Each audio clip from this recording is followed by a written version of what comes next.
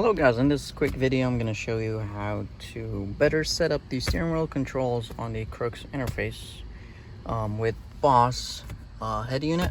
Excuse my dirty finger, I work on cars, can't help it. Anyway, on the manual it tells you that the on the vehicle side settings to put number 2 on, but I switched to the universal setting, which is putting number 3 and 4 up, and that way I got more buttons to work. Because first, with the suggested ones for Boss, it said that you put it to, I didn't get the hang up and call button to work, but with the universal settings, which is 3 and 4 on the vehicle, on the radio side, works. So yeah,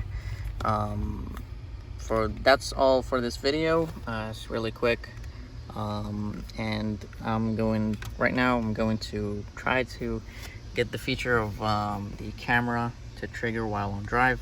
I'm gonna just guess how to splice the accessory to the RCA cables. If anyone knows anything about that, please leave a comment, and if you found this helpful, please give it a like, and thanks for watching.